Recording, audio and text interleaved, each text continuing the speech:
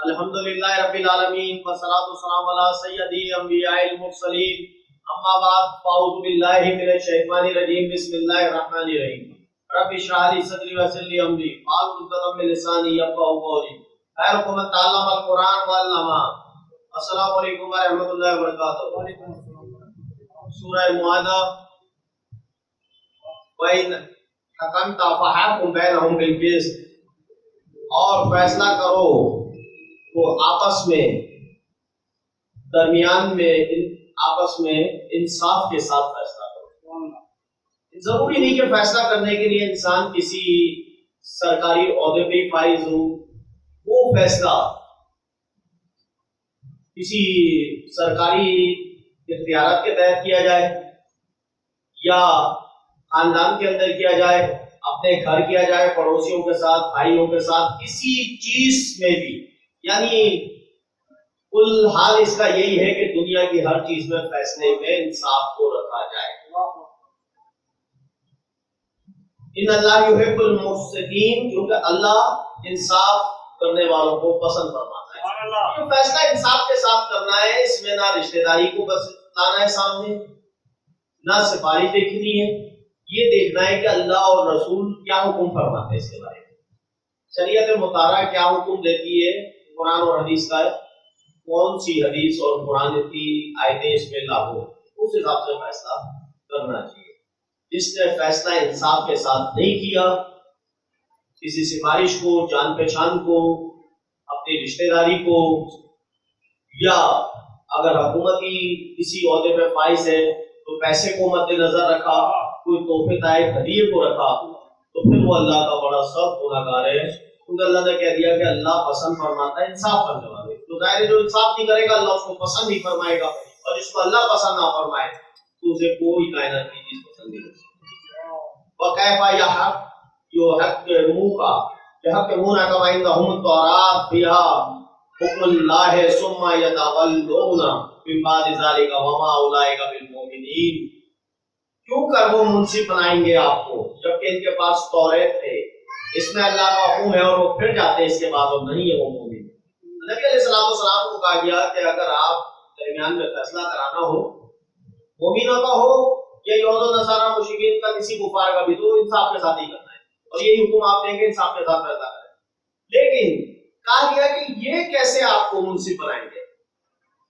یہودی، توریت کی بات آ رہی ہے تو ظاہر توریت ان پہ نازل ہوئی تھی کہ یہودی آپ کو منصف بنا ہی نہیں سکتے، کیونکہ ان کے پاس توریت موجود ہے، اور توریت کے اندر سارے احکام انصاف کے لکھے ہوئے، انصاف کس طرح کرنا ہے۔ جب اپنے پاس کتاب ہے اور اس میں ان کا پاس اللہ کے احکام آ گئے، یہ اس سے پھر جاتے ہیں، تو اس کے بعد وہ پھر آپ کو کیسے بنائیں گے؟ اور وہ اسی لیے مومن نہیں ہے۔ اِنَّا أَنزَلْنَا التَّوْرَاةَ فِيهَا هُدًى وَنُورٌ يَحْكُمُ بِهَا النَّبِيُّونَ الَّذِينَ أَسْلَمُوا لِلَّذِينَ هَادُوا وَالرَّبِّيُّونَ وَالْأَحْبَارِ، بے شک نازل کی ہم نے تورات کو، اور اس میں کیا تھا؟ تورات میں جیسے قرآن پاک ہمارے پاس ہے، ایسی اللہ کی پچھلی کتاب تورات تھی، اس سے بعد زبور ہوئی اور پھر انجیل ہوئی، اور آخری میں قرآن۔ باقی سب کتابوں کو ماننا ضروری ہے، لیکن اس میں تبدیلی لا کے اس کے اندر ترمیم کر دی گئی، اس لیے ہم کتابوں پہ صرف ایمان رکھ سکتے ہیں، ان کو پڑھ کے فیصلے نہیں۔ تو اللہ فرما رہا ہے کہ جو تورات ہم نے نازل کری تھی، جو موسیٰ علیہ السلام پہ نازل ہوئی، اور تورات کو موسیٰ علیہ السلام کو ماننے والے یہودی ہوتے، تو ہم نے اس میں بھی ہدایت دی ہے، جیسے قرآن میں ہدایت ہے، اس میں بھی روشنی دی، نور تھا۔ اگر اس کے فیصلوں میں عمل کرتے اور اس کے مطابق چلتے تو اللہ نور عطا کرتا، روشنی روشنی ہے۔ فیصلہ کرتے تھے اس کے ساتھ انبیاء جتنے آئے انہوں نے تو توریت سے فیصلہ کیا، توریت کے حافظ اس وقت انبیاء ہی ہوا کرتے تھے۔ اب جن کے پاس کتاب ہوا کرتی تھی، جو اس وقت کے عالم ہوا کرتے تھے، وہ نبی کے جانے کے بعد اس میں ترمیم کرنا شروع کر اور اپنے مقصد کے لیے اس کو استعمال کر۔ انبیاء کیوں کرتے تھے کہ وہ فرما بردار ہوتے ہیں اللہ کے، اور اللہ کے حکم کے مطابق ہی چلتے ہیں، تو وہ اللہ کے، اور اس میں کئی ایسے بھی یہودی ہوتے تھے جو باقی اللہ پر اور موسیٰ علیہ السلام پر یا اپنے نبیوں پر ایمان رکھتے تھے، توریت پہ رکھتے تھے، اور وہ فیصلہ کرتے تھے ان لوگوں کے لیے جو یہودی ہوئے اور وہ فیصلہ کرتے تھے اللہ والے، جو اس وقت کے اللہ والے تھے، وہ فیصلہ اس توریت کے مطابق کرتے تھے. جب انبیاء نہیں ہوتے تھے تو گروہ ہوتے تھے اور علماء، اس لیے وہ نگراں بنا دی گئے. بِمَسْتَحْفِظُوا، تو ان کو اللہ نے بھی نگراں بنایا. نبیوں کے بعد، انبیاء کے بعد تم اس سے فیصلہ کرو. من کتاب اللہ ہے، یہ اللہ کی کتاب ہے. وَقَالُوا عَلَيْهِ شُهَدَاءَ وَلَا تَخْشُوا النَّاسَ وَاخْشُونِي وَلَا تَشْتَرُوا بِآيَاتِي ثَمَنًا قَلِيلًا، اور وہ ہوتے اس پر گواہ. جب انبیاء کے بعد جو یہاں ہم نے کہا کہ جیسے اللہ والے مشائخ ہمارے میں ہوتے ہیں، جنہیں اولیاء کہا جاتا ہے، پیر فقراء کہا جاتا ہے، ایسے اس وقت میں بھی تھے، علماء بھی تھے. تو ان کے اوپر ساری ذمہ داری تھی کہ اگر تم واقعی اس کتاب کو ماننے والے ہو اور اپنے انبیاءوں کو ماننے والے ہو تو پھر تم اس کے مطابق فیصلہ کرنا، کیونکہ یہ اللہ کی کتاب ہے اور اس پر گواہ ہو. تو اب تم گواہ ہو اور تم نہ ڈرو لوگوں سے کہ لوگوں کے ڈر کی وجہ سے اس کے معاملات کو تبدیل کرو. اللہ نے فرمایا کہ تم لوگوں سے نہیں ڈرو، مجھ سے ہی ڈرو، اور نہ تم بیچو میری آیتوں کو تھوڑے سے بول دے. کہ جیسے بہت سے اس میں علماء یا اس وقت کے مشائخ، انہوں نے کیا کرا کہ پیسوں کے خاطر اپنی مرضی کا فتویٰ نکالنے کے لیے کتابوں میں ترمیم کری. ترمیم کئی قسم سے ہوتی ہے کہ کچھ مٹا دیا جائے، کچھ چھپا دیا جائے، یا اس کا ترجمہ دوسرے لفظوں میں بتا دیا جائے. اس طرح کی یہ ترمیم کرتے ہیں. تو یہ سمنن قلیلہ یعنی تھوڑے پیسوں سے مراد یہ نہیں کہ بہت سارا لینا چاہیے، یعنی بتایا یہ جا رہا ہے کہ دنیا کے سونے کے پہاڑوں کے برابر بھی پیسہ ہوگا. یہ آخرت کے مقابلے میں تھوڑا سا بھی نہیں ہے، سب رہ جائے گا. تو اس لیے کہ تھوڑے سے پیسے ہی، تھوڑا لفظ جو آیا ہے آخرت کے مقابلے میں کچھ نہیں ہو، پھر یہ دنیا میں اتنا دکھ رہا ہے تو تھوڑا اس لیے بولا گیا کہ کھاؤ گے تو تم وہی روٹی جو اللہ نے رزق ہے. اور موت کا وقت بھی معین ہے، تو پھر یہ کیا تھوڑی سی زندگی گزارنے کے لیے، تھوڑے سے پیسے مطلب ہے تھوڑی سی زندگی گزارنے کے لیے کیوں تم اپنے اللہ اور رسولوں کے احکاموں کے خلاف چلتے ہیں. وَمَن لَّمْ يَحْكُم بِمَا أَنزَلَ اللَّهُ فَأُولَٰئِكَ هُمُ الْكَافِرُونَ، اور جو شخص نہ فیصلہ کرے کہ اللہ کی کتاب ہے، یہود، توریت اور زبور، عیسائی انجیل، اور یا ہم جیسے مومن مسلمان قرآن کے مطابق فیصلہ نہ کرے، یا اگر آج بھی کوئی فیصلہ مسلمان کو عدالتوں سے نہیں حق میں مل رہا ہے، کسی گورنمنٹ کے بڑے اداروں سے فیصلہ نہیں مل رہا ہے، یا کوئی علماء صحیح فیصلہ نہیں بتا رہے، اس کے لیے اللہ فرما رہا ہے کہ یہ لوگ کافر ہیں. کہ جو اللہ نے نازل کیا اگر اس کے خلاف جائیں گے، توریت کے خلاف گئے کافر ہی کہلاتے ہیں. آج تک ہوتی نصارہ انجیل کے خلاف گئے کافر ہی کہلاتے ہیں، اور قرآن کے خلاف اگر کوئی جائے گا تو وہ کافر ہی کہلائے گا. حدیث کے خلاف جائے گا کافر کہلائے گا. اگر قرآن اور حدیث کا متفقہ یا فیصلہ کوئی ہو، کسی چیز کو حرام کہہ دیا تو آپ حلال نہیں کہہ سکتے. اگر کہہ دیا تو پھر کافر ہو، انکار کر دیا قرآن کا. اگر قرآن نے کسی چیز سے منع کیا تو وہ نہیں کرنا ہے، اگر وہ کر دیا تو پھر کفر کیا. کفر کا مطلب یہ نہیں ہوتا کہ خاص کافر کو کفر کے اصل لفظی معنی انکار. جن لوگوں نے اللہ کو نہیں مانا، اللہ کو مان لیا، اللہ کی کتاب اس قرآن مجید کو نہیں مانا، یہود و نصارہ مشرکین کفر اس کو مان لے، اور اگر حضور کو نہیں مانا، یہ سب کیا ہے؟ انکار کیا. انکار کرنے والا کافر. اور اگر مسلمان مومن بھی اس سب چیزوں کو پڑھے، سب کچھ کرے، زبانی طور پہ انکار نہ کرے، لیکن فیصلے کے طور پہ، عملی طور پر انکار کرے، تو وہ بھی کفر میں داخل ہے، بلکہ اس کے لیے بڑی سخت کڑی شریعت نے اس پہ لگا دی. حضور علیہ فرمایا کہ ایسے لوگ منافقین ہوتے ہیں، اور منافق کافر سے بدتر ہوتا ہے، دوسرے حدیث میں بات کہ ان میں یہ ساری عادتیں ہوتی ہیں کہ فیصلہ اللہ کے حکم کے مطابق نہیں کرتے، لوگ امانت رہتے ہیں، گبن کر لیتے ہیں، جھوٹ بولتے ہیں. ماحول یا مشائخ، عام آدمی اگر جھوٹ بولے، جو لکھا ہوا ہے اللہ اور رسول کے کام کو نہ بتائے، فیصلہ نہیں صحیح کرے، وعدہ خلافیاں کریں، تو پھر یہ ساری نشانیاں منافقوں کی بتا. ان کے لیے کہہ دیا گیا کہ وہ تو کافر کلم کلا پہ، کہ ہم نہیں مان رہے قرآن کو، ہم نے نبی علیہ السلام کو نہیں ماننا. یہودی رہ گئے، نصارہ ہو گئے، مشرکین ہو گئے، سارے مذہب والے ملا لو، کفار ہو گئے جنہوں نے انکار کیا اللہ اور اس کے رسول کا. لیکن اب جو اللہ اور رسول پر ایمان رکھتے ہوئے مسلمان ہوتے ہوئے زبانی طور پہ کلمہ کہتے ہوئے پھر ان چیزوں کا اعلانیہ انکار کوئی مسلمان نہیں کرتا، لیکن عملی طور پر انکار کر رہا ہے. اس میں کہا ہے کہ جھوٹ نہیں بولو، مسلسل جھوٹ بولے جا رہا ہے. اس میں لکھا ہے کہ شراب نہیں پیو، اور اگر کوئی شراب پیے جا رہا ہے. اس میں کہا ہے کہ جوا نہیں کھیلو، وہ پھر جوا کھیلا جا رہا ہے. اس میں زنا کا منع آ رہا ہے، پھر وہ زنا کر رہا ہے. چوری کا منع آ رہا ہے، وہ چوری کر رہا ہے. وعدہ خلافی کا منع آ رہا ہے، وہ وعدہ خلافی کر رہا ہے. تو اس کا کیا پس پڑتا؟ تو اسے مسلمان کا ایک عبادت تو اڑا ہوا ہے، اور اعلانیہ طور پر یہ اپنے آپ کو کافر بھی نہیں کہہ رکھا ہے کہ نہیں میں اس کو نہیں مانتا. وہ اس کو مان بھی رہا ہے، وقت بے وقت پڑھ بھی لیتا ہے، لیکن احکامات کے برخلاف جائے تو وہ سب سے خطرناک ہے. اس لیے اس کو منافق کہا گیا. پوری صورت آ گئی سورہ منافق. منافق کافر سے بدتر ہے تو تم میں رہتا ہے، تمہیں دھوکا ہو جاتا ہے. تمہیں عیسائی کا پتا ہے، یہودی کا پتا ہے، تم بچتے ہو، اپنے معاملات شیئر نہیں کرتے ہو.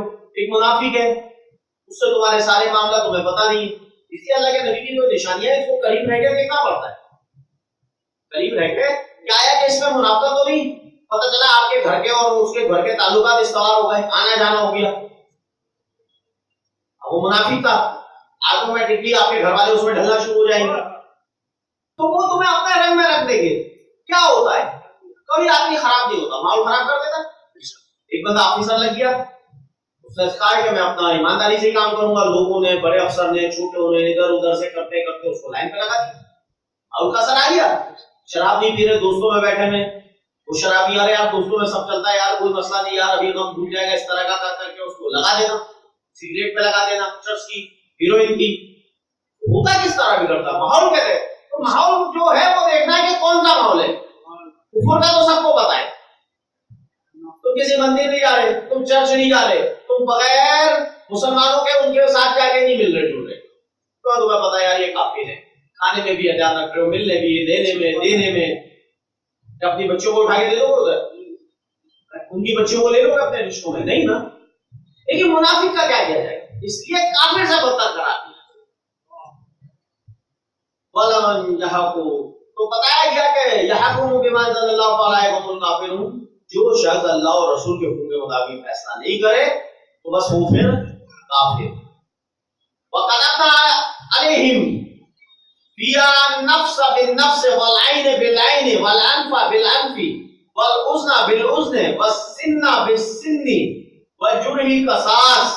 اللہ یہاں فرما رہا ہے کہ ہم نے لکھ دیا ہے، فرض کر دیا ہے تم پر، اور تورات میں بھی، پہلے کی کتابوں میں بھی یہ تھا کیا کہ بے شک اگر کوئی جان سے مارا جائے تو اس کے بدلے جان دینی پڑی، اس کے بدلے جان دینی پڑی ہے. آپ نے جان سے مار دیا کسی کو تو آپ کی جان دی جائے گی. اسے قانون بھی ہے، اسلامی قانون کے علاوہ بھی تو یہی ہے نا کہ اگر کسی نے قتل کیا اس کو قتل مانا کہ یہاں کے قانون کی بالادستیاں نہیں ہیں، لوگ چھوٹ جاتے ہیں. شریعت میں یہ کہ آپ نے کسی کو اڑا دیا، آپ کو اڑا دیا جائے. اللہ فرما رہا ہے کہ اگر کسی نے کسی کی آنکھ کو اندھا کر دیا مار کے تو تمہاری بھی آنکھ ہوگی، اگر ناک اس کی کاٹ دی تو تمہاری بھی ناک کاٹ دی جائے گی. شریعت کا قانون. کان ہے تو کان کے بدلے کان، دانت اگر کسی کا ٹوٹا ہے تو دانت کے بدلے دانت ٹوٹا جائے گا، اور اگر زخم ہے تو زخم کے بدلے زخم دیے جائیں گے، قصاص دیا جائے گا. یہ ساری چیزیں اللہ تبارک و تعالیٰ نے کیوں کری؟ کوئی کہے کہ اسلام میں بھائی غلطی سے ہو گیا. اصل میں معاملہ ہے کہ اگر یہ چیزیں نہیں کری جائیں گی تو پھر یہ معاشرہ بگڑتا ہے. اب ہوتا کیا ہے کہ غیر مسلم اچھی طریقے سے اس کو سمجھتے نہیں ہیں اور کہتے ہیں کہ یہ تو شریعت تو بڑی سخت، قرآن کے الفاظ اتنے ہیں کہ جی اس کی بھی آپ بات کرو گے اللہ سوری کر رہا ہے. نہیں تو دوسرا بھی اس میں معاملہ ہے نا. اللہ نے کہا کہ تو اس کو قصاص ہے یا دید ہے، مر گیا کوئی، اس کے گھر والوں کو واپسی کو راضی کرو، اور اگر وہ مان جائیں تو جو بھی ہو سکے اچھا سے ان کی خدمت کر دو. تو ہم سے غلطی ہو گئی یا وہ تو توبہ ہے، تائب ہے، اور اگر وارثین کو اختیار ہے کہ اگر وہ نہ مانے اس بات کو تو قتل نہیں ہوگا. اگر یہ اس طرح نہ رکھا جائے تو شہروں میں تو قتل ہی قتل بڑھ جائے. خاندانوں میں جس طرح اہل حرم میں قبائلوں میں جنگ سالوں سال سینکڑوں سال چلا کرتی، ہر آدمی پھر کسی کا دانت توڑ دے، کسی کی آنکھ، کسی کا کچھ. آج میں ایک صاحب کی قرآن کی تفسیر سمجھ رہا تھا، نام لینا مناسب نہیں ہے ویسے تو وہ مر چکا ہے. وہ کہہ رہا یہ سب غلط ہے، قرآن کے ترجمے اور تعبیریں غلط کی جاتی ہے، قرآن کے ترجمے اور تعبیریں غلط کی جاتی ہیں.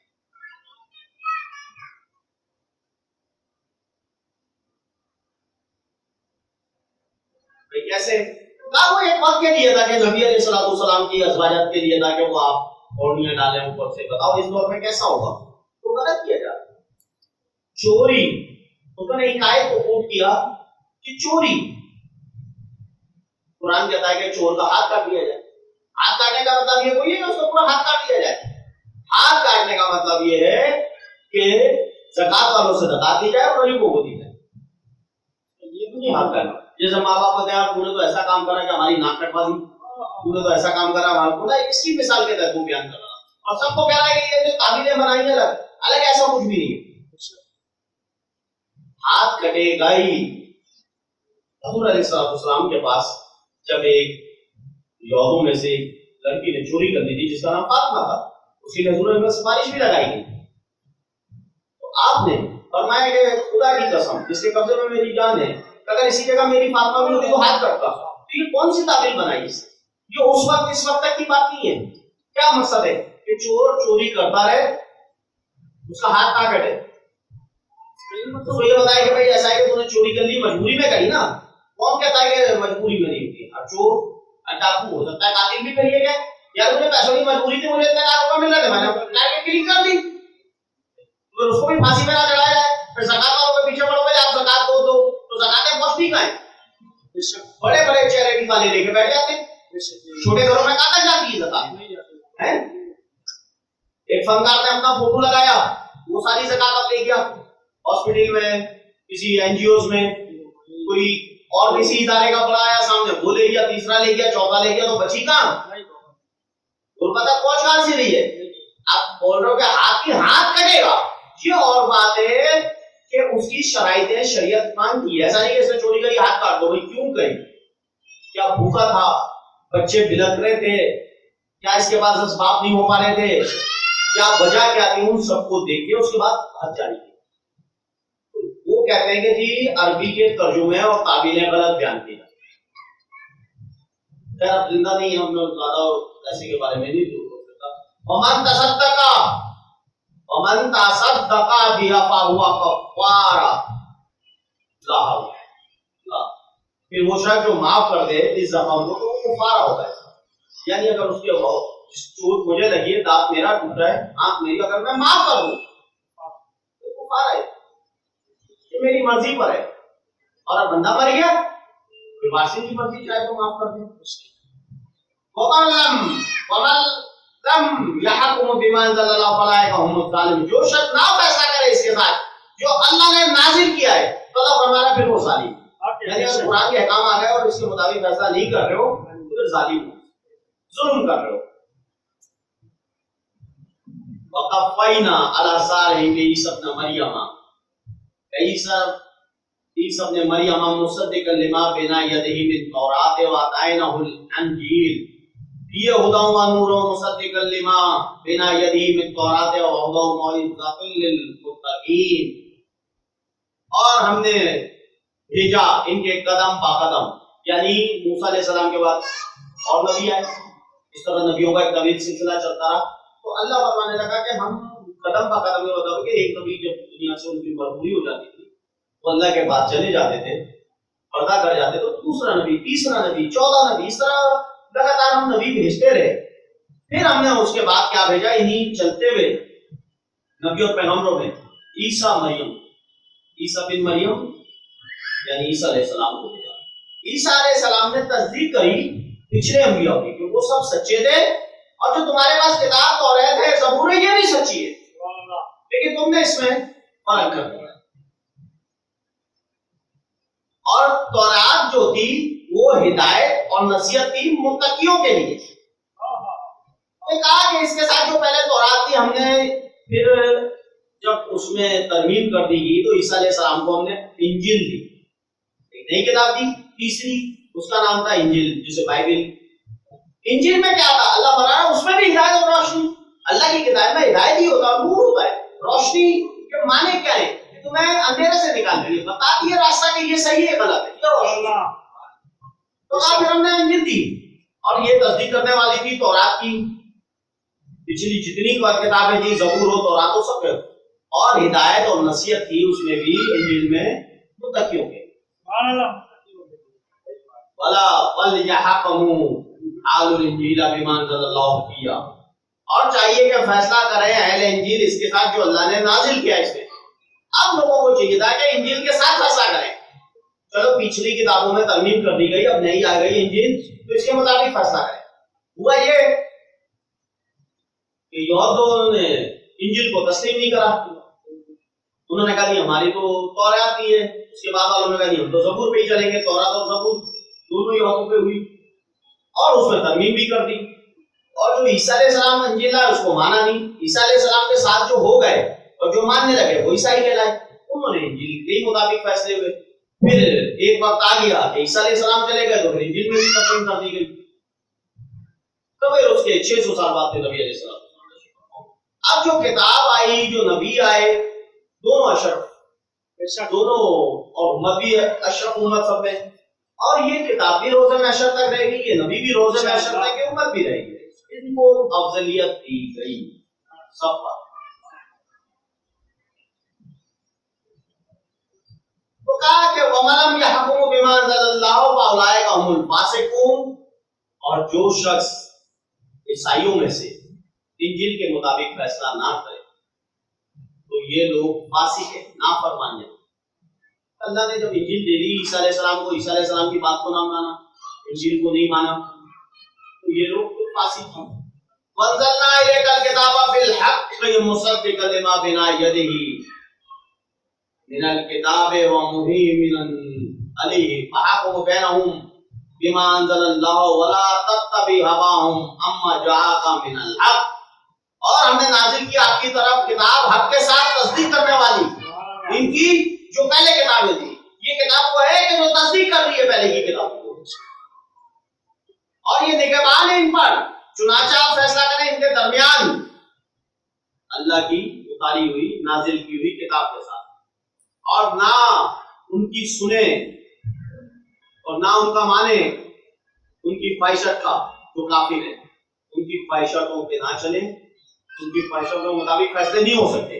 وہ کہے اب وہ تھا کیا خواہشات ہے، ظاہر توریت کو ترمیم ہو گئی، انجیل میں ترمیم ہو گئی، جب وہ فیصلہ آتا تھا تو کہتے تھے حضور علیہ السلام مناظرے ہوتے تھے، ادھر کچھ آپ ہماری مان لیں کچھ آپ ہماری نہیں مانیں، ایک سال ہم آپ کی عبادت کرتے ہیں ایک سال آپ ہمارے کو دوں گی، نہیں ایسا نہیں ہوتا۔ حق آ گیا، حق کتاب آ گئی، اور ایسی حق آ گئی تمہاری کتابوں کو مان رہی ہے، لیکن جو تم نے ترمیم کر دی ہے تو لہذا فیصلہ قرآن کے مطابق، اور یہ جامع قرآن نہ کیا ہے۔ تو کیا کہ آپ نگہبان ہیں، چنانچہ آپ فیصلہ کریں ان کے درمیان جو اللہ نے نازل کیا، اس کے کوئی سا بھی معاملہ ہو تمہارا قرآن سے حل ہوگا، اس کے علاوہ نہیں، اس کے علاوہ نہیں۔ تو لہذا ان کی خواہش اور یہ جو طرح طرح کی کہہ رہے کہ ہماری مان لو، تو ان کا اتباع کرنے کی ضرورت نہیں ہے، ان کی خواہشوں کے نہیں ہے۔ اما جا کا ملالت، اس کو نظر انداز کر دیں، یہ اس کو نظر انداز کر کے جو آیا آپ کے پاس حق ہے، یہ اس کو تو نظر انداز کر رہے ہیں، جو حق آ گیا آپ کے پاس اس کو نہیں مان رہے۔ اب حق تو قرآن آ گیا، اللہ کے نبی آ گئے، حق تو یہی ہے۔ پہلے والی چیزیں جو پہلے انبیاء حق پہ چلے گئے، ان کی کتابیں بھی حق تھی، ہم ان کو مانتے ضرور ہیں، لیکن ان میں تم نے ترمیمیں اتنی کر دی، سب مٹا دیا، آگے پیچھے کر دیا، تب وہ فیصلے قانون کو لاگو نہیں ہو سکتے، اس وقت کے انبیاءوں کی بھی نہیں مانی تھی۔ تو لہٰذا اب تو قرآن کے مطابق فیصلہ ہو، اللہ نے اس لیے بتا دیا کہ توریت، انجیل میں، زبور میں بھی سب نے یہی کی ہدایت اور روشنی دی جو آپ کو ظلمت سے نکالے، اس میں بھی یہ سارے معاملات تھے کہ کسی کا حق نہیں ماننا ہے، کسی کے ناانصافی کسی کے ساتھ نہ ہو، سارا فیصلہ اس کے اندر بھی ایک جامع فیصلے ہوا کرتے، یہ بڑی مفصل کتاب ہے، سب سے بڑی کتاب آ گئی اور اب یہی رہے گی، تو اس کے مطابق فیصلہ۔ اگر وہ نہیں مان رہے، حق بھی آ گیا ہے، نون بھی آ گیا، سب آ گیا، تو بس اب وہ پھر اپنی طرف۔ لِكُلِّ جَعَلْنَا مِنْكُمْ شَرْعَةً وَمِنْهَاجًا، ہر ایک کے لیے ہم نے ایک دستور، ایک طریقہ بنایا، اور امت آئی، ان پہ انبیاء آئے، کتابیں آئیں، کئیوں پہ کتابیں نہیں آئے تو صحیفے آئے، یعنی مجلد آئے، ان میں وہ اس وقت کے دستور لکھے ہوتے تھے، بعض کتاب نہیں ہوتی تھی۔ اس کے بعد پہلی کتاب موسیٰ علیہ السلام پہ آئی، دوسری داؤد علیہ السلام پہ آئی زبور، تیسری عیسیٰ علیہ السلام پہ انجیل آئی، اور چوتھا قرآن پاک، فرقان حمید نبی علیہ السلام کا۔ کیا لفظ ہے شرعات و منہاجا، منہاج کہتے ہیں طریقے کو، منہاج القرآن یعنی قرآن کا طریقہ، شرعات شرع شریعت کا یعنی ایک دستور، ایک احکام جس کے تحت آپ کو چلنا ہے. ہم نے پچھلے والوں کے لیے بھی کرا، تو تمہاری نماز یہ ہے جو بھی تھی، تمہاری عبادت کا طریقہ یہ ہے، تمہارے لیے یہ کتاب ہے اس کے مطابق فیصلہ کرنا ہے، یہ جانور تم پہ حلال ہے یہ حرام ہے، یہ سارا ہم نے ہر بات کے لیے کرا اس کو کتابیں بھیج کر. وَلَوْ شَاءَ اللَّهُ لَجَعَلَكُمْ أُمَّةً وَاحِدَةً وَلَكِنْ لِيَبْلُوَكُمْ فِيمَا آتَاكُمْ فَاسْتَبِقُوا الْخَيْرَاتِ. اللہ کہہ رہا ہے اگر چاہتے تو ہم پھر ایسا کرتے کہ ایک ہی امت بنا دیتے. امت اتنی ساری ہوتی نہیں، نبی بھی اتنے نہیں آتے، ایک ہی نبی بنا دے، ایک ہی امت بنا دیں بس کافی تھا. لیکن ہم نے تو الگ الگ بتایا گا، آزمائے تمہیں. اللہ اکبر. دوسرا نبی آ رہا ہے، اس نبی کے ساتھ تم نے بہتوں کو شہید کر دیا، کتابوں میں ترمیم کر دی. اس طرح ہر امت کو آزماتے ہیں. اس لیے ہم نے یہ بتایا تاکہ تمہیں آزمانا ہے جو اس کتاب میں. تو ہم نے تمہیں یہ کتاب دی اور ہم نے ایک امت چاہتے تو بنا دیتے، لیکن ہم نے یہ چاہا کہ تمہیں آزمایا جائے. اس کتاب میں جو اس نے تم کو دی ہے، چنانچہ تم سب تک کرو. دی کتاب دینے کا مقصد ہے کہ ایک دوسرے سے آگے بڑھو،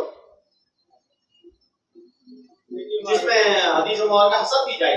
نیکی کے کام میں کیا آگے بڑھنا ہے؟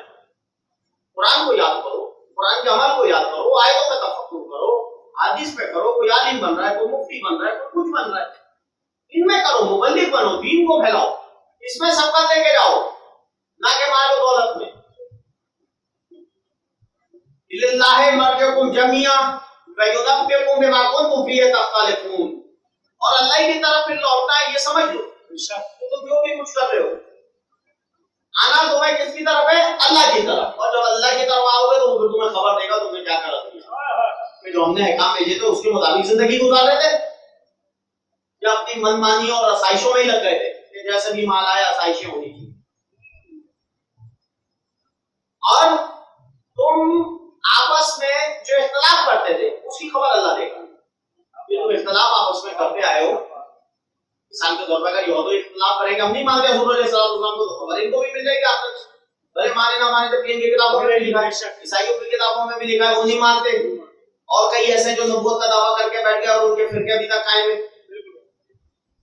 اور مسلمان بھی تو ہے نا، تو ہم اور تم آپس میں کلمہ پڑھ رہے ہیں، ہم بھی تو آپس میں فرقے بنا کے بیٹھے ہیں، مسالک بنا کے بیٹھے ہیں.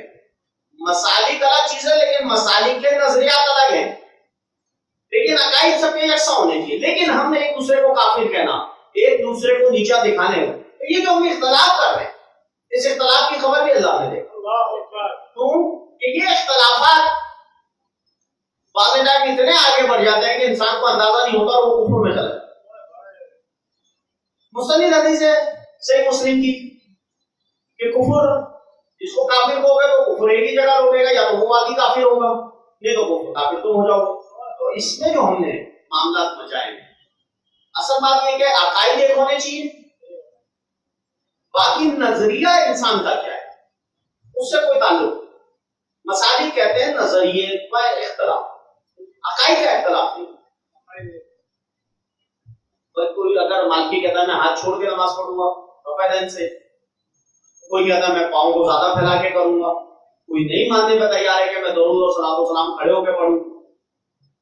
ہر آدمی کسی نہ کسی طور پہ کوئی ولی کے مزار پہ نہیں جانا چاہتا، اس کی تربت پہ کوئی جانا چاہتا ہے، لیکن یہ کہتا ہے کہ نہیں بس ان کو تو ہم پڑھ کے بچتے ہیں، یہ تو کچھ نہیں کر سکتے. کوئی فرقہ ان کو سب کچھ مان رہا ہے، کچھ ان کو وسیلہ مان رہا ہے. یہ سارے نظریات کے اختلاف، عقائد کے اختلاف نہیں ہے. اب یہ تو ایک محبت ہے. 1,24,000 انبیاء ہیں، 1,24,000 انبیاء سے تمہاری محبت ہے کیا؟ مانتے ہو صرف محبت تو حضور علیہ السلام سے. بے شمار اولیاء اکرام ہیں، سب کو تم مانتے ہو، لیکن جاتے کہاں؟ جس مزار سے تمہیں لگا ہوئے، جہاں سے تمہارا سلسلہ ہے. تو اگر اس طرح کا کوئی مسالک کا اختلاف ہو رہا ہے تو ہمارے کو محبت لگا ہوا ہے، ہم جاتے ہیں، ان کو محبت اور لگاؤ نہیں، ہم انہیں نہیں منع کر سکتے. وہ نہیں آنا چاہ رہے تو آپ ان پہ مشرک کافر نہیں لگا. اسی طرح وہ ہم پہ غیر اللہ سے مدد نہیں لگا سکتے، ہم نے تو اللہ نے کہا ہی نہیں، تو ولی اللہ کا ہے، ولی اللہ یعنی اللہ کے دوست، تو ان کو بھی ایسا مشرکین کا کفار کا، تو جس طرح ہماری طرف وہ حدیث لوٹ سکتی ہے تو وہ تو ہر مسلمان کے لیے وہ حدیث ہر کسی میں لوٹے گی، کافر بھی۔ تو لہذا مشرکین، کافر، حرام حلال، انہیں جو کھانا اللہ نے دیا ہے اور اللہ کا نام سے ہی ذبح کیا جاتا ہے، اور وہ حلال اور طیب ہے۔ حلال کے دو طریقے ہیں کہ جو اس میں ڈالا گیا سب حلال تھا، اللہ کے نام سے جانور ذبح ہوا حلال تھا، پیسہ بھی حلال تھا۔ اب اگر وہ نظر و نیاز کی کرنسی کی نظر کیا جائے، حلال ہے، کوئی مسئلہ نہیں، وہ خود بھی کھاؤ، غریبوں کو بھی کھلاؤ، قرآن بھی حکم دیتا ہے۔ کوئی کہتے کہ نہیں بھائی اب یہ کھانا حرام ہے، اس کے کہنے سے حرام نہیں ہوگا، یہ سارے اختلافات کا فیصلہ نہ تو ہو نہیں سکتا، نہ ہو نہیں سکتا۔ ہم دلیل دیں گے وہ دلیل نہیں مانیں گے، وہ ہمیں دلیل دیں گے ہم ان کی دلیل نہیں مانیں گے، تو اللہ فرما رہا ہے کہ یہ فیصلے کا تو جو اختلاف ہے تو آخرت میں پتہ چل جائے گا۔ اس سے بہتر ہے کہ ہمیں ایک دوسرے میں کیچڑ نہ اچھالیں۔ شربت نہ پینے والا اور شربت پینے والا کون افضل ہے اللہ جانے۔ ہماری محبت اگر امام حسین سے ہے تو ان کی یاد میں شربت بنا رہے ہیں، ان کی یاد میں وہ شربت نہیں بنانا چاہ رہا، اور وہ کہتا ہے کہ دینی اگر کرنا ہے تو کلام پڑھا جائے، کلام پاک، اور نوافل پڑھی جائیں تو کلام و نوافل پڑھ لیں۔ کلام و نوافل ہم بھی پڑھتے ہیں، لیکن اس کے ساتھ ہم ذرا شربت بھی رکھ لیتے ہیں، کوئی نیاز حلیم بھی دلا لیتے ہیں، کوئی غریبوں کو کھانا بھی کھلا دیتے ہیں۔ اگر وہ اس سے بالا تر رہنا چاہتا ہے تو کوئی مسئلہ نہیں، لیکن ایک دوسرے پہ اگر تنقید کی جائے گی، یہ تنقید کفر پہ پہنچے گی اور پھر کفر کہیں نہ کہیں لوٹے گا۔ حدیث مبارکہ ذات پہ کوئی تو ایک کافر ہو گئی، تو لہذا یہ کیا بہتر نہیں ہے کہ جو کافر کہہ رہا ہے اسی کو بول لیتے، اور دل میں ایمان ہے کہ ہم اللہ اور رسول کے کام پہ چل رہے ہیں تو کفر ادھر بھی تو لوٹ جائے، اپنی طرف کیوں لوٹاؤ، کہیں ایک جگہ تو لوٹے۔ اب وہ مشرکین کیا ہیں، حرام کہتے ہیں کھانے کو، اگر حلال کو حرام کہیں گے تو اللہ کے گناہگار ہے، اللہ کا ان کو اس کا جواب دینا پڑے گا۔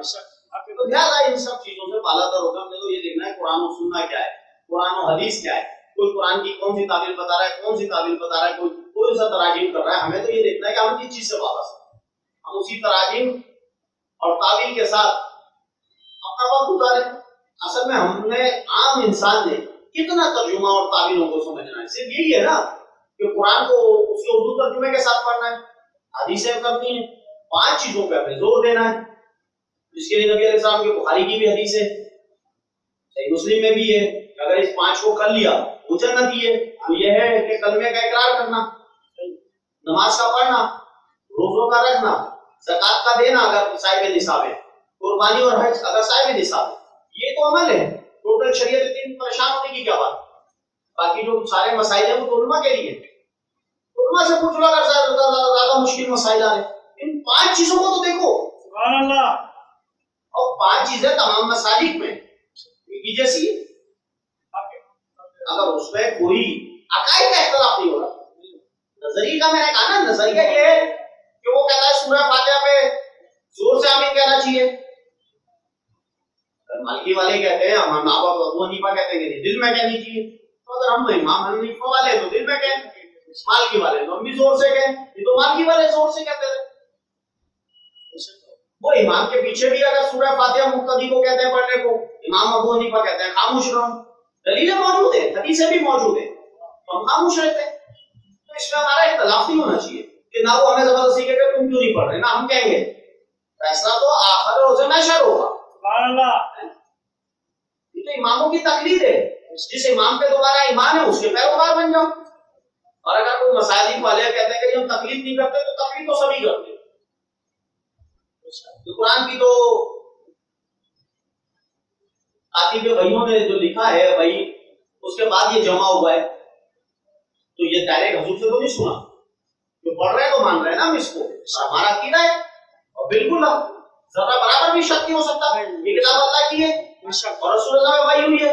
اسی طرح جو حدیث ہے ان کو مان رہے ہیں، وہ کہتے ہیں جی ہم صرف حدیث پہ چلیں گے، حدیث بھی تو چلتے ہیں، ہم اور کیا ہے، قرآن اور حدیث کے علاوہ ہے کیا، اسی سے سارے مسائل بنتے ہیں، اسی سے فقہ بنتا ہے، اور حدیث کی اگر تقلید کرتے ہیں تو حدیث حضور سے انہوں نے بھی نہیں سنی، نہ 1500 سال پہلے ہم نے سنی تھی۔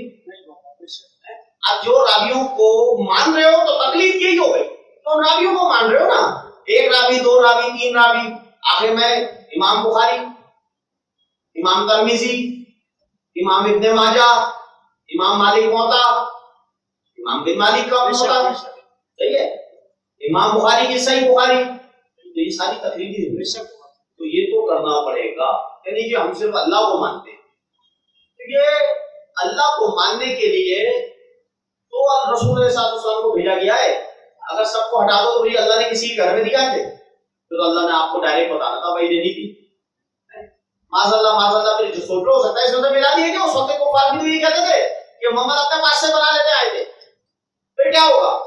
تو پھر آپ کس جگہ کھڑے ہو؟ کفار میں ہو یا ایمان میں؟ حدیثوں کا انکار اگر کر دیا جائے حدیث ضعیف ہے، یہ حدیث نہیں چلے گی، حدیثوں کو مانتے ہی نہیں ہیں، کچھ ایسے فرقے بھی ہیں کہ یار یہ حدیث تو اپنے پاس سے 200 سال بعد اور 300 سال بعد بنائی گئی، تو حدیثوں کا انکار کر کے تو یہ بھی دیکھنا ہے کہ وہ کہاں کھڑے ہیں۔ اب 300 سال پہلے تو پھر کیا کوئی ایسا آدمی اس وقت مل جائے گا جو 1500 سال پہلے ڈائریکٹ حدیث سے سنتا تھا؟ اور اگر مل بھی جائے ناممکن ہے تو کیسے ایمان لے آؤ گے؟ وہ غلط کہہ رہا ہوں، تو پھر بہتر یہ ہے کہ تم ڈائریکٹ حضور سے سن لو۔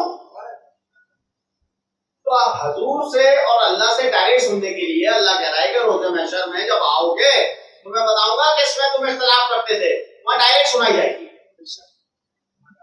وہاں ڈائریکٹ سنائی جائے گی اللہ بھی اور اللہ کے رسول بھی کہ میری حدیثوں کو نہ مانا۔ اللہ کہے گا کہ قرآن کو نہیں یا قرآن پہ اختلاف کرا، اس کا ثبوت بے شمار کہتے آئے ہیں، اور اسی بات کو میں نہیں سمجھ رہا دہرانا، لیکن ایک بات کہوں کہ انسان ثبوت پہ نہ جائے، ثبوت ہم دلائلی طور پہ قرآن کے تراجم سے نکالتے ہیں، اسی سے فکر نکالتے ہیں اور مستند صحیح حدیثوں کو مانتے ہیں، اسی سے مسائل کیا۔ اب یہ کہا جائے کہ یہ حدیث واقعی یا راوی اس کے صحیح ہیں یا نہیں ہے، تو پھر اگر ہمیں یہ بھی نہیں پتا کہ واقعی ہم اپنے ماں باپ کی اولاد ہیں یا نہیں، یورپ افریقہ میں یہود و نصارہ میں آپ تو مسلمانوں کو بھی نہیں کہہ سکتے، آپ اتنے اختلاف ہو گئے تو وہاں پہ اگر ڈی این اے کرایا جائے تو پتا ہے ایک آدھ اولاد ہی ہوگی، باقی سب کو سنو۔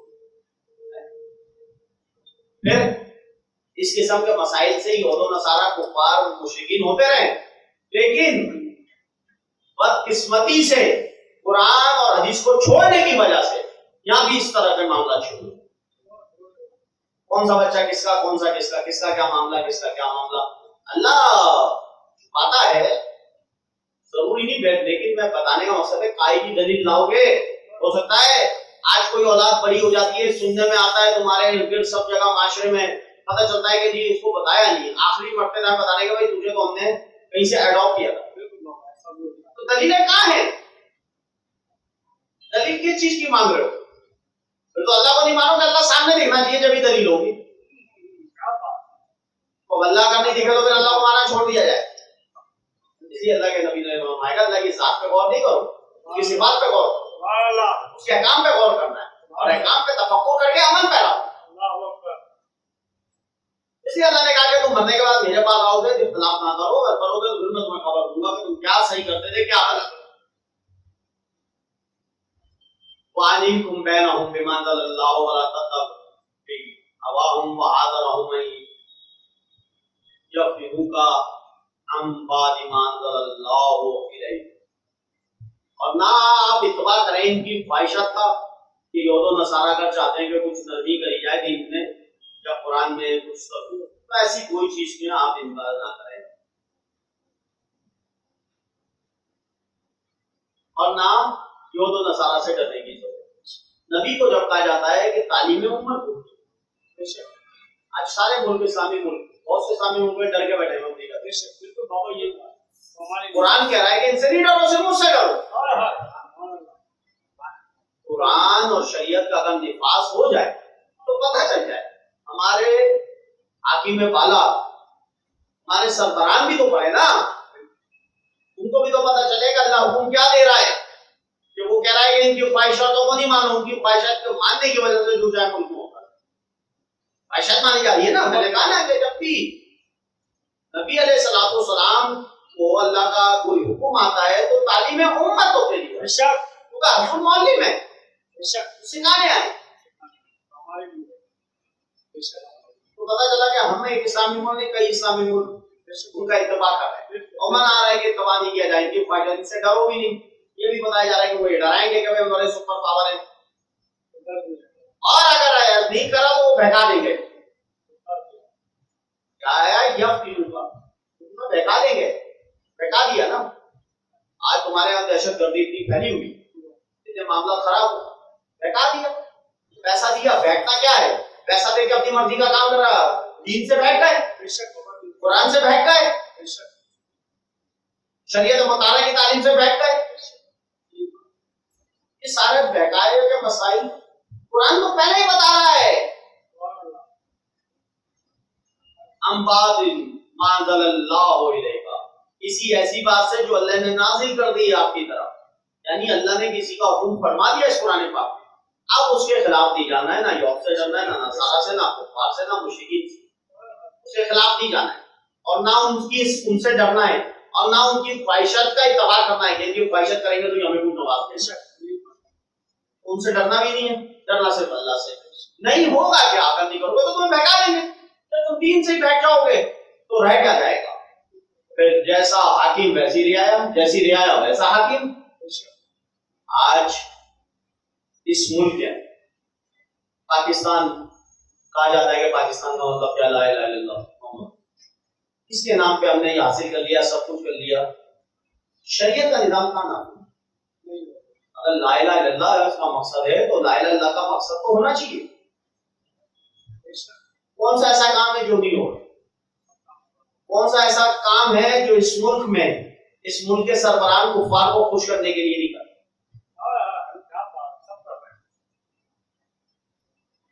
کیوں؟ کیونکہ قوم سے راضی رہے، جدید ترین اسلحہ ملے، ورلڈ بینک سے بڑا قرضہ مل جائے. اب ہم ان کے کہنے پہ جو کرتے ہیں پتہ وہاں سے آتا ہے کہ اس چیز پہ ریٹ بڑھا دو، بندوق پہ ہم تمہیں قرضہ دیں گے تاکہ یہاں سے پورا رہے، بندوق پہ ریٹ بڑھا دیں. جو کام آ رہے ہیں اس پہ. تو اللہ اور رسول کی خلاف ورزی کر کے کوئی بھی ملک کا حاکم 5 سال 10 سال بس اور کیا، پھر لوٹ کے کہاں جانا ہے؟ اللہ کے پاس، پھر اللہ خبر دے گا. اور بدقسمتی سے یہ کہ جمہوریت ہے، اس کو ڈیموکریسی کہتے ہیں، جو شریعت میں اس کا وجود ہی نہیں ہے. لیکن اس کے اندر ملک کے سربراہ کے اختیارات اکیلے کے نہیں ہوتے، اس کے ساتھ پوری کیبنٹ کے ہوا. بادشاہ تو ہے نہیں کہ جو اکیلے ہی بادشاہ ہی پھنسے گا. تو پتا چلا یہ پوری کیبنٹ اوپر سے لے کے نیچے تک، اس کے بعد جتنے ادارے ان کے افسران سب جگہ رشوت کا بازار گرم. یہ رشوت کا بازار گرم ہونا اللہ اس کو جہنم کی نوید سنا رہا ہے قرآن میں. رشوت دینے والا اور لینے والا دونوں جہنم میں. شراب حرام ہے، منع کیا جا رہا ہے اس سے روکنے کا، تمام جگہ چل رہی ہے.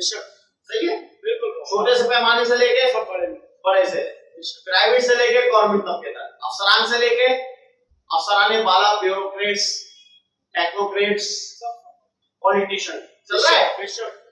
زناکاریاں یہاں سے اور اوپر تک چل رہی ہے. کیا اس ملک کا نظام ہے کہ اگر ہمارے ایک فیڈرل منسٹر اسمبلی میں سورہ اخلاص بھول جاتا ہے تو کیا مطلب ہے کہ وہ نماز پڑھتا ہی نہیں ہے؟ کیا معاملہ ہے؟ تو پتہ لگا کہ قرآن کی تعلیم ہی نہیں ہے. آج باہر کے حکومت کے دفتر لگا دیا گیا کہ گریجویشن ہونا لازمی ہے. آپ کو ایم این اے بننا ہے، ایم بی اے بننا ہے، گریجویشن کی ڈگری ہے، وہ اوریجنل ہونی چاہیے، جعلی نہیں ہونی چاہیے. کسی نے یہ نہیں بولا کہ بھائی اگر کم از کم وزیر مملکت ہو، وفاقی وزیر ہو، صوبائی وزیر ہو، اگر وہ اوقاف کا ہے، مذہبی امور کا ہے، زکات و عشر کا ہے، کوئی ایسے سینسیٹیو معاملات کا ہے جو دین سے تعلق رکھتے ہیں تو ان میں کم سے کم علامہ اور مفتی تو لینا چاہیے. سبحان اللہ،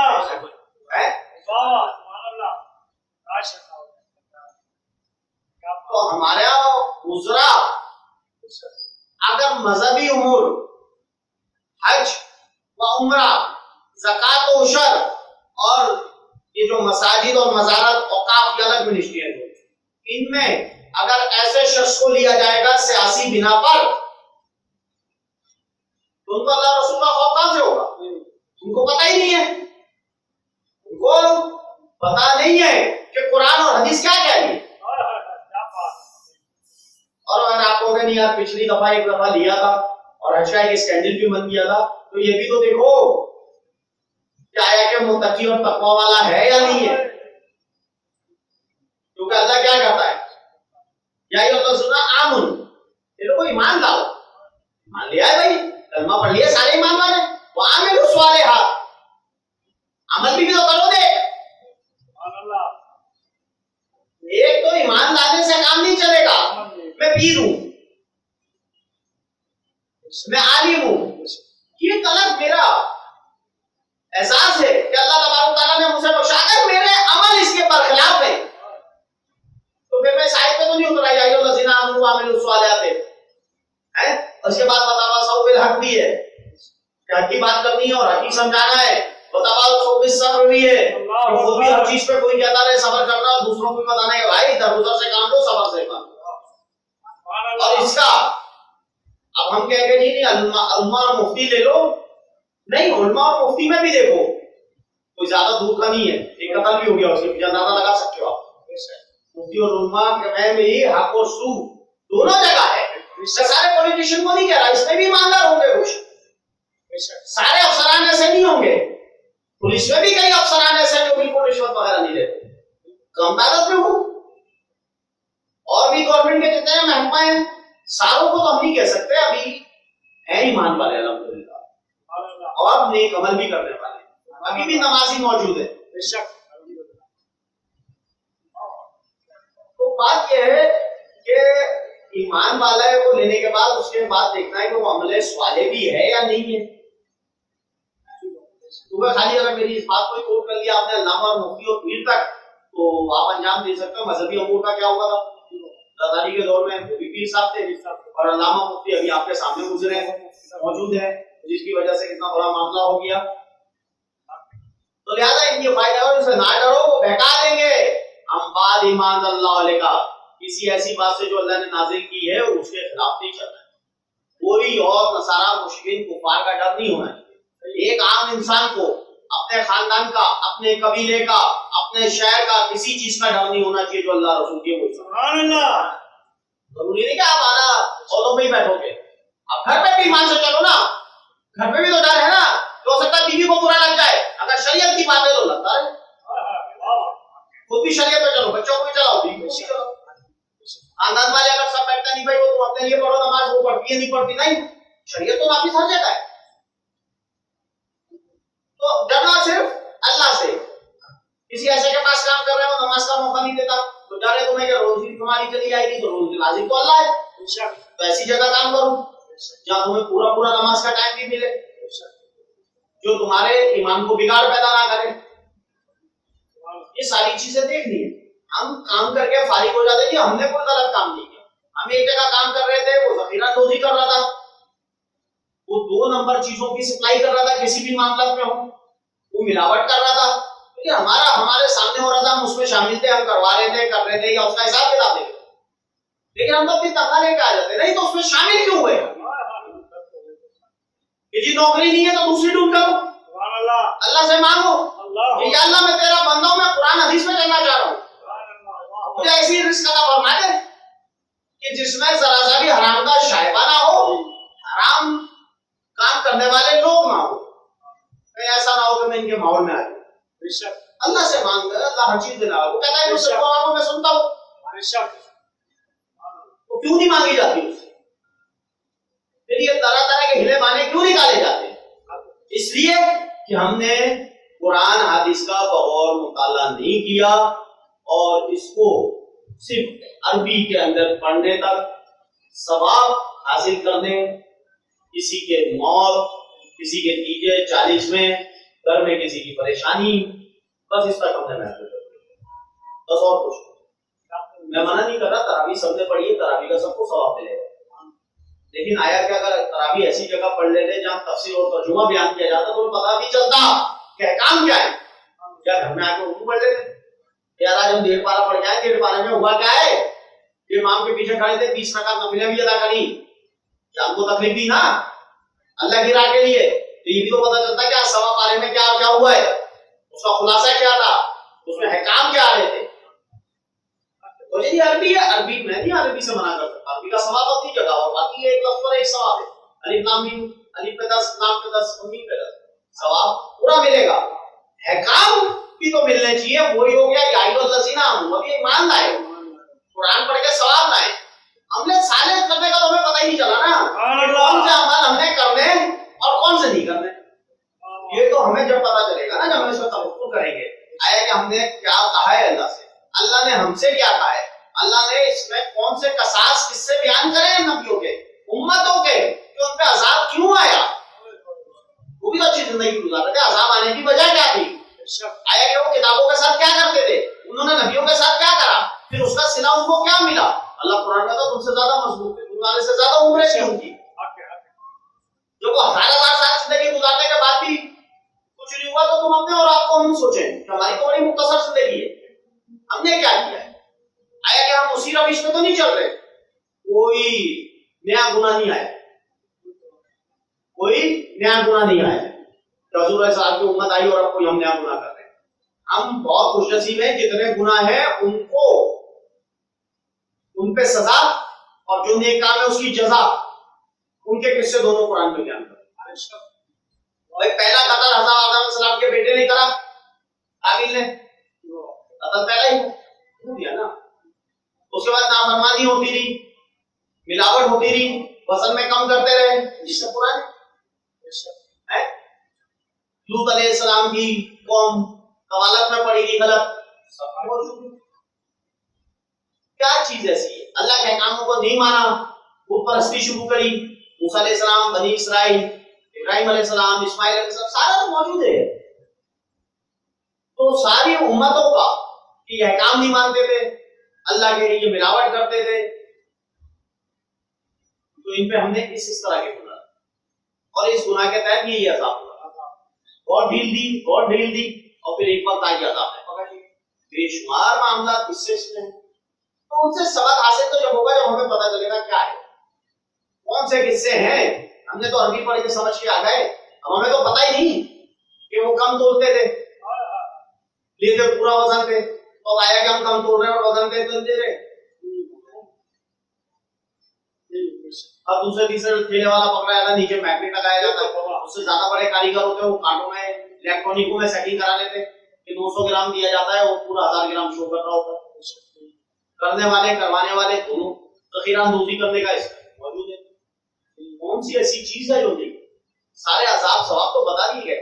اب اللہ کی وحدانیت, ربوبیت, الوہیت پہ یقین رکھتے ہو, حضور علیہ میں ایمان ہے, تو ہم اس کو سن کے کام جانا چاہیے, کیا جانا چاہیے کہ یار ہمارے ساتھ ایسا مسئلہ نہ ہو, ہم اس سے بچیں. بچیوں کو زندہ کاٹ دیا جاتا تھا, صحیح ہے, آج بھی لوگ ابورشن کراتے ہیں. لڑکیاں بھی ابورشن, بے شک یہی ہے. لڑکیوں کو کمتر سمجھا جاتا تھا, آج بھی وہی ہے. بے شک متعلقاً ساروں کو نہیں کہہ رہا میں, لیکن ہے کیا لڑکی ہو گئی اور ہوتے ہیں لڑکی کے پیدا ہونے پہ پیدا ہو کیا معاملہ ہے. اس وقت کا مطلب تو رحمت ہے. اللہ اکبر, سبحان اللہ. مائیں کہتے پڑ جاتی کہ تم جب سے تم لڑکی پیدا کرتی ہوگی تو وہ جاہی رکھوا جائے گی. تو اللہ کہہ رہا ہے کہ ہم دیتے ہیں لڑکی, ہم دیتے ہیں لڑکے, ہم دیتے ہیں ملا جلا کے, ہم چاہتے ہیں 5 رکھتے تھے, اس کو اولاد دی اور وہ پریشان کر رہا ہے, نہ ہو اولاد اور رکھتا ہے تو 5 ہو اولاد. اللہ نے تمہارے نصیب میں ہی نہیں رکھی ہو, پھر عمل کر کے نبی علیہ السلام بتا رہے یہ دیکھو لڑکی سے آپ کی آج چلیے چار شادی کا بڑا شور اٹھتا ہے, کوئی بیوہ سے کرنے میں تیار نہیں, بڑی عمر سے کرنے میں تیار نہیں ہے. بڑے معاملات مچ جاتے ہیں کہ ہمارا لڑکا اتنا چھوٹا ہے, ایک عورت کے چکر میں آ گیا, اسے پتہ نہیں کیا کھلا دیا, اس سے شادی کر لی اور اس سے بڑی ہے. کتنی بڑی ہے, 15 سال بڑی ہے, 10 سال بڑی ہے. نبی علیہ السلام کی جب نکاح ہوا تو خدیجہ الکبریٰ رضی اللہ تعالی عنہا آپ سے 25 سال بڑی, پہلی ہی شادی کر کے آپ نے بتایا. آپ کی 9 یا 11 ازواج میں سے ایک ہی کنواری تھی, وہ حضرت عائشہ سے تھی.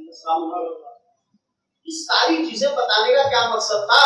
کون یہ نبی کے لیے ہے کہ قرآن بھی نبی کے لیے، پھر نماز بھی نبی کے لیے، امت کے لیے بنی. سبحان اللہ. یہ سب ان کے لیے نہیں، وہ سب ہمارے لیے، آپ کے مسلمان. اللہ ہے ہمارے لیے. بے شک. تو ہمیں غور و فکر تفکر کی بات یہ ہے کہ میں نے جو تراویح کا کہا کہ ماشاءاللہ بڑی تراویح آئی گئی، لیکن اس کے خلاصے تفصیل سمجھ نہیں، اور کئی مقام ایسے ہیں جہاں پہ تفاصیل بیان کی جاتی بے شک. ہے، لیکن ہم ٹائم زیادہ لگا نہیں سکتے تو بھاگ جاتے ہیں گھر، کچھ بالکل ہی نہیں پڑھ سکتے. چلو اب بھی تو قرآن موجود ہے گھروں میں، اگر آدمی سوچ سوچ کے پڑھے گا کہ کیا چیز صحیح ہے، کیا غلط ہے، کیا اچھا ہے، کیا برا ہے، تو اس کے سامنے ساری چیزیں یاد ہوگی. یہ تو ایک دستور ہے پورا، تمہاری زندگی گزارنے کا ضابطہ حیات ہے. سبحان اللہ. کون سا قانون ہے جس کے تحت ہم نے زندگی گزارنی ہے؟ زندگی میں آنے کا مقصد، بڑے بڑے لوگ پوچھتے ہیں کہ آنے کا مقصد حیات کیا ہے، مقصد حیات کیا ہے؟ مقصد حیات کچھ بھی نہیں ہے. مقصد حیات صرف یہی ہے کہ قرآن اور سنت پر عمل پیرا ہو کے زندگی گزارنا، قرآن اور سنت کے قانون کے مطابق زندگی گزارنا. مقصد حیات یہ نہیں ہے کہ شادیاں کرتے رہنا، بچے پیدا کرتے رہنا، ان کے کیریئر بناتے رہنا، چاہے اس میں حرام حلال کو مد نظر نہ رکھا جائے. ان کے لیے کوئی زمین بنا کے چھوڑ دیں، کوئی بلڈنگیں چھوڑ دیں، اچھا کیریئر بن جائے ان کو کسی طرح. یہ نہیں ہے مقصد حیات. تو یہ ہے کہ قرآن اور حدیث کے مطابق زندگی گزارو. جب قرآن حدیث کو سمجھو گے، اس کے مطابق زندگی گزارو گے، تو تمہاری بیوی اور اولاد بھی اسی پہ چلے گی. یہی دستور حیات ہے. آج تمہارے ماں باپ مر گئے، کل تم مر جاؤ گے، پرسوں اولاد مر جائے گی، اس کے بعد ان کی اولاد مر جائے گی. تو کائے کا دستور حیات اور کائے کا کیریئر؟ دستور حیات تو صرف قرآن ہی رہا، ضابطہ حیات تو قرآن ہی رہا. زندگی تو اسی کے مطابق گزارنی، اور جس نے اس کے مطابق زندگی گزار لی وہی کامیاب ہو گیا، وہی جنت کا وارث بن گیا. ورنہ بے شمار لوگ ہیں، موت سب کو آ جاتی ہے، اور اللہ ان کے ساتھ کیا حال کرتا ہے. ظاہر ہے اللہ ایسا نہیں کر سکتا کہ نیک کے ساتھ نیک کو جہنم میں ڈال دے اور بد کو جنت میں. مالک ہے، سب اختیار ہے اس کو، لیکن اللہ خود فرماتا ہے کہ یہ میرا عدل نہیں ہے. انسان غلط پہ غلط کام کر کے میں اس کے لیے اگر غلط کام ہو گئے تو توبہ کرو، نادم ہو جاؤ، اس کے سامنے جھک جاؤ. پتہ اللہ نادم بھی ہو گئے، جھک بھی گئے، لیکن پھر ہم انہیں کاموں کا پھر ہم نماز اور روزوں پہ نہ لوٹے، ہم قرآن اور شریعت پہ نہیں لوٹے، تو پھر ہمارے لیے ایسی توبہ. اور ایک ٹائم وہی ہوتا ہے کہ ہم نے بڑا سوچا ہوتا ہے کہ ہم نے دنیا کی پلاننگ کری ہوئی ہوتی ہے اور موت آتی ہے، پتہ نہیں کوئی ٹائم نہیں ہے. 80 سال کا، 70 سال کا، 100 سال کا، 60 سال کا، 20 سال، 22 سال، وہ کب اس کو آئے گی کسی کو پتا نہیں. لیکن ہم نے ذہنی طور پہ اپنی پلاننگ بہت لمبی چوڑی کری، لیکن صرف دنیا کی دنیاوی پلاننگ تو ہم کر کے بیٹھے ہیں. دین کی پلاننگ ہمارے پاس کچھ نہیں ہے. یار ابھی جا کے مجھے گھر میں قرآن پڑھنا اور باقی پڑھنا ہے اور اس کو سمجھنا، اور راستے میں موت آگے تو اس کا ثواب مل جائے. سبحان اللہ. پلاننگ تو یہ کرنی ہے کہاں ملنا ہے، کس سے ملنا ہے، کس سے پیسے، کس سے لینے، کس سے مال، کس سے کیا، کس سے کیا. اس کی پلاننگ تو ہمارے 24 گھنٹے. لیکن جو اللہ جو سمیع ہے، سننے والا ہے، جو بصیر ہے، جو ہمیں دیکھ رہا ہے، ہماری شہرت سے بھی قریب ہے اور تمام ہمارے اعمال پہ بھی نگاہ ہے، اور ان اعمال کے مطابق وہ فیصلہ کرے گا روز محشر کہ دانے ہاتھ میں مال دیا جائے یا بائیں ہاتھ میں. لیکن اس سب کو ہم نے پس پردہ ڈال دیا. اللہ مجھے اور آپ کو اس کو سمجھنے کی توفیق عطا فرمائیں، اس کے مطابق زندگی گزارنے کی توفیق عطا فرمائیں، اور یہ کہ اللہ تبارک تعالیٰ ہمیں قرآن کے مطابق اپنی زندگی گزارنے کی توفیق عطا فرمائے. قرآن کو اپنا منشور بنا لیا جائے، اس کے بغیر ہم نہیں چلیں گے. جو ہوگا قرآن اور حدیث کے مطابق ہی ہوگا. واقع دعوانا